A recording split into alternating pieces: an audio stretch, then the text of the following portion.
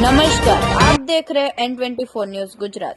सूरत के बरोड़ा प्रेस्टेज के पास एक व्यक्ति की देर रात 2 बजे पत्थर मारने से हत्या होने की घटना सामने आई है।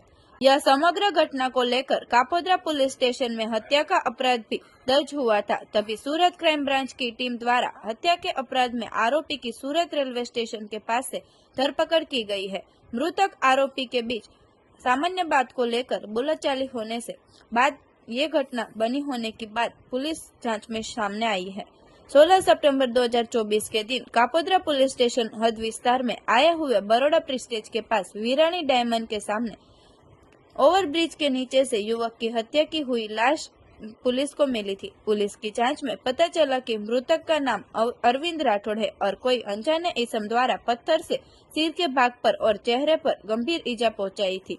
यह समग्र घटना को लेकर कापोद्रा पुलिस द्वारा हत्या का अपराध दर्ज किया गया था और सूरत क्राइम ब्रांच की अलग अलग टीम भी यह घटना पे जांच कर रही थी।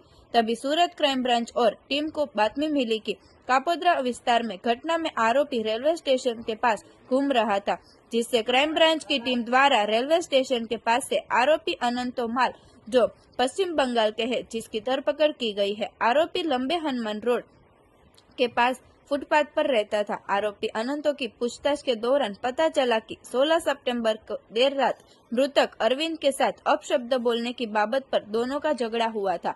आरोपी ने मृतक को अपशब्द बोलने से मना किया तो मृतक अरविंद राठौड़ ने बेल्ट द्वारा आरोपी को मारा था, जिससे आरोपी अनंतो को गुस्सा आया और रास्ते पर पड़े हुए पत्थर से मृतक अरविंद राठौड़ को सिर और चेहरे के भाग पर पत्थर से गंभीर ईजा पहुंचाई थी और गंभीर ईजा के कारण अरविंद राठौड़ की मौत हुई थी। समग्र घटना को लेकर ज्यादा पूछताछ के लिए क्राइम ब्रांच द्वारा आरोपी अनंतो को कापोद्रा पुलिस के हवाले किया गया है।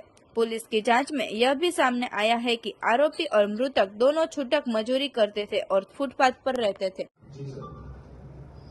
गई तारीख 15/16 मोड़ी वહેલી સવારે રાત્રિના 2:30 વાગે કાપોદ્રા વિસ્તારમાં બરોડા પ્રેસ્ટેજ વીરાણી ડાયમંડની સામે ઓવરબ્રિજની નીચે એક ઈસમની ડેડ બોડી મળી આવેલી, જેમાં તપાસ કરતા એ માણસ મરણ જનાર અરવિંદભાઈ પોપટભાઈ રાઠોડ નાઓનું નામ જાણવા મળે અને તપાસ દરમિયાન અનડિટેક્ટ મર્ડર દાખલનો ગુનો દાખલ થયેલો ક્રાઇમ બ્રાન્ચની વિવિધ ટીમો તપાસ કરી રહી હતી। દરમિયાનમાં પોલીસ ઇન્સ્પેક્ટર જે.એન. ગોસ્વામી અને એમની ટીમને એક ઇન્ફોર્મેશન મળી કે આ ગુનામાં અનંતો માલ સન ઓફ રામમાલ લલહોટી જે વેસ્ટ બેંગાલનો રહેવાસી છે, બીરભૂમિ ડિસ્ટ્રિક્ટનો, અને અહીંયા વરાછા રોડ પર ફૂટપાથ પર રહે છે।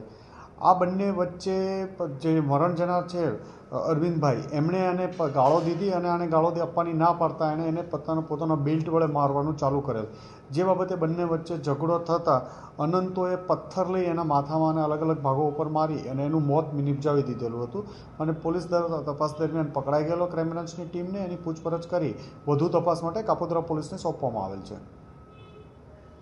બંને મારનાર અને મારનાર શું કામ ધંધો કરે છે? છૂટક મજૂરીનું બંનેનું કામ છે।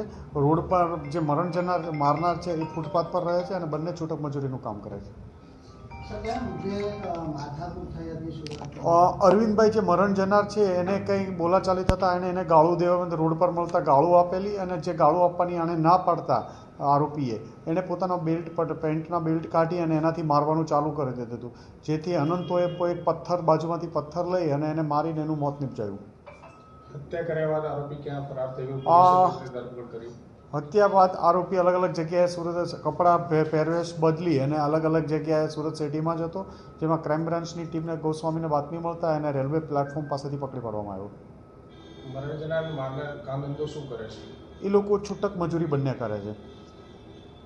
देखते रहिए N24 न्यूज गुजरात, सिर्फ हम तक ही नहीं सब तक।